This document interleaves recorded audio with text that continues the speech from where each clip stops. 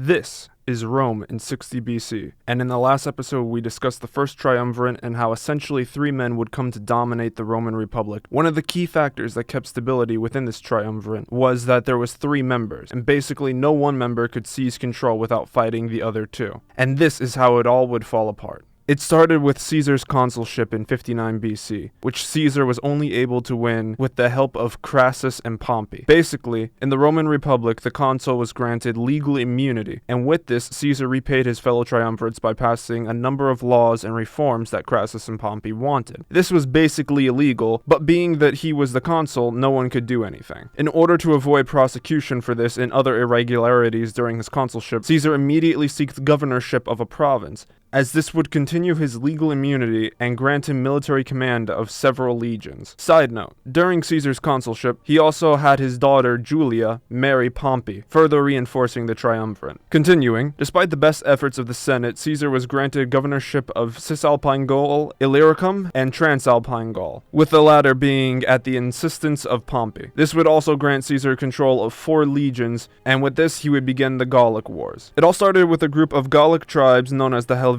Basically, they were migrating southward towards land that belonged to Roman Gallic allies and Transalpine Gaul. Caesar, along with the Roman people, feared that this was more of an invasion, so Caesar raised another 2 legions and marched against them. He managed to catch the Helvetii crossing the Sinoan River and proceeded to slaughter them. He would cross the river with his army soon after, but his supply train had not caught up, and the remaining 3/4 of the Helvetii would attack the Romans. The following Battle of Bibracte would result in a Roman victory, and Caesar would claim over 200,000 Helvetii were captured or killed, although modern estimates claim 12,000. Next would come the Suebi, who would cross the Rhine River and begin settling in lands that belonged to one of Rome's allies. After some failed negotiation, Caesar would meet the Suebi in the Battle of Vosges and defeat them. This pattern of intervention in Gallic conflicts or claiming to be protecting an ally of Rome would continue as Caesar essentially carved his way at sword point through Gaul. As he conquered and pushed further into Gaul, it became increasingly clear that Caesar was intent on conquering everything west of the Rhine River. This would lead the remaining Gauls to unite under Vercingetorix. While Vercingetorix was a decent leader, this kind of unity among the Gauls came too little too late, and within a year Vercingetorix would find himself under siege at Alesia by the Roman army. No worries, Vercingetorix thought. My reinforcements are coming and will break the siege, right?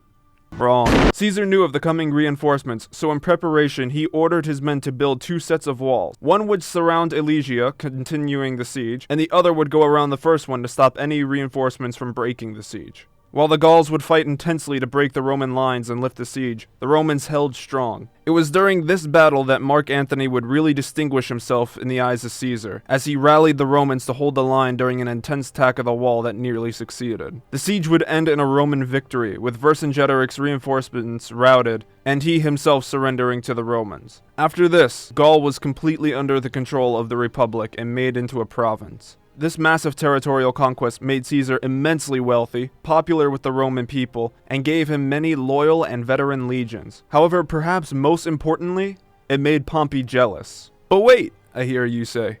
What about Crassus? Basically, 4 years into the first triumvirate, Crassus desired the governorship of Syria.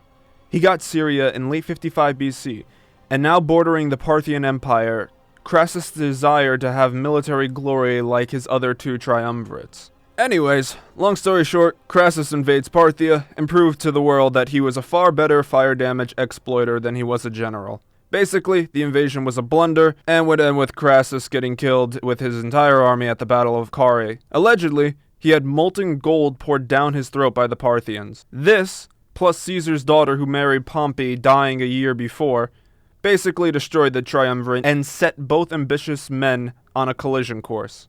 During the Golic Wars, Cato the Younger, an Optimat, spent years basically trying to break apart Caesar and Pompey's alliance. And by 50 BC, due to Caesar's growing power and influence, Pompey finally broke off his informal alliance with Caesar. With Caesar's super extended governorship coming to an end, the Senate knew he would probably seek the consulship again, and subsequently ordered him to resign command of his army. Caesar responded by saying that he would if Pompey would do the same. Insulted by this, Consul Pompey ordered Caesar to disband his army immediately, or he would be declared an enemy of the people of Rome. This was technically illegal for the Senate in Pompey to order, as Caesar was still governor of several provinces and therefore legally entitled to his military command. See the parallels to Sulla yet? If not, you will in a second. Caesar basically had two choices before him. He could obey the illegal order by the Senate, give up his army and legal immunity, face prosecution for war crimes and other irregularities,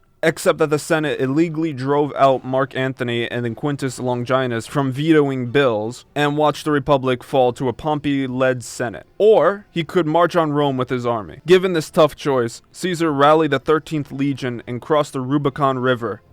This river marked the border of Italy at the time, and it was considered high treason to cross it with an army. Once crossed, there'd be no going back. Alea acta est, Caesar said while crossing the river. Or in English, the die is cast. Next episode, we'll talk about the Civil War itself.